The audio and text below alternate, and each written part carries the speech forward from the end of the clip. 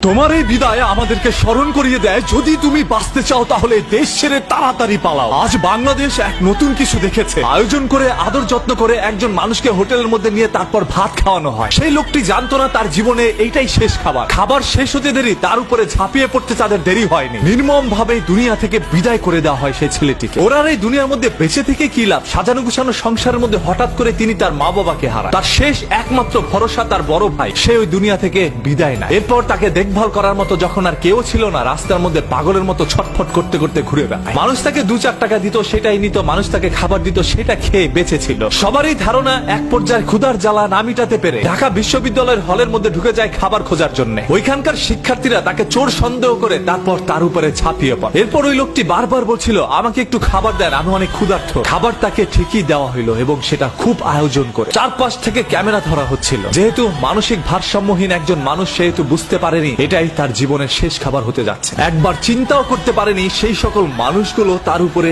এইভাবে ঝাঁপিয়ে পড়তে পারে। বাংলাদেশের ইতিহাসে হয়তোবা এরকম কোন মহর্ষ ঘটনা আগে কখনো ঘটেনি। আজকের এই ঘটনাটি আমাদের সবাইকে চিন্তায় ফেলে দিয়েছে। আসলে যদি আমরা বাঁচতে চাই তাহলে দেশ ছেড়ে আমাদের পালাতে হবে। এই দেশ আমার না, এই দেশের জন্মভূমি আমার না, এই দেশের মাটি আমার না, এই দেশের মানুষজন আমার না, এই দেশের কেউ আমার না। একটা সময় আমি আমার নিজেরও থাকবো না, আর তখন তাদের খেলনার পুতুলে পরিণত হব। এই ছেলেটির নাম হচ্ছে তোফাজ্জল। বরগুনার পাথরঘাটা এলাকায় তার জন্মগ্রহণ। তিনি একজন মেধাবী শিক্ষার্থী হিসাবে পাথরঘাটার একটি কলেজের মধ্যে ভর্তি হয়। এরপরই তার পরিবারের মা বাবা ভাই বোন সবাইকে হারানোর পরে পাগল হয়ে রাস্তার মধ্যে ছুটে বেড়ায়। এমন তো অবস্থায় ঘুরতে ঘুরতে তিনি ঢাকা শহরে চলে আসে, আর এটাই তার জীবনের শেষ সিদ্ধান্ত ছিল। আজকে ওকে যে আপনারা হসপিটালের মর্গের মধ্যে ফেলে রেখেছেন, ওকে নিতে কে আসবে? ওর তো পরিবারের কেউ নাই। যার এই দুনিয়ায় কেউ নাই, তার বেঁচে থেকেই বা কি লাভ? হ্যাঁ, আপনারা অনেক ভালো কাজ করেছেন ভাই, ওকে দুনিয়া থেকে বিদায় করে দিয়েছে। আজ ওর পরিবারের কেউ নাই, ও একা হয়ে গিয়েছে। আজকে ওর দাফনটাও হয়তোবা একাকিত্বর মাঝখান দিয়ে যাবে। তবে হ্যাঁ, আজকে তার পরকালে সবার সাথে দেখা হচ্ছে। ওর জন্য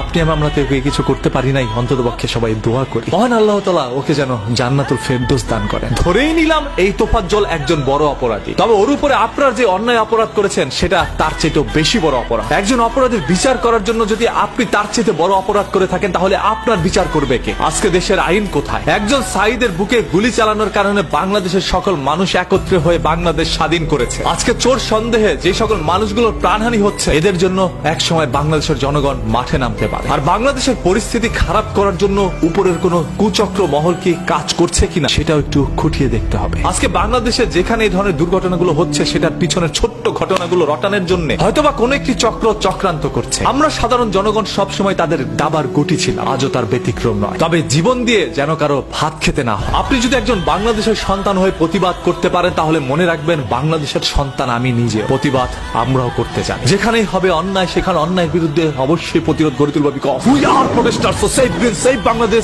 with me every time anywhere. ধর্ম নিয়ে কেউ যদি বাজে কথা বলে, তাহলে তাকে সুযোগ দিতে হবে, কারণ ধর্মবর্ণ নির্বিশেষে আমরা সবাই মানুষ, আর মানুষের চাই সর্বদা মানুষের পাশে দাঁড়াতে। এটাই তো আমাদের একটি নীতি হতে পারে। আজ কেন এই দেশ এরকম হয়ে যাচ্ছে? যে যা পারছে তাই করছে। দেশের মানুষের কি মানবিকতা হারিয়ে ফেলেছে?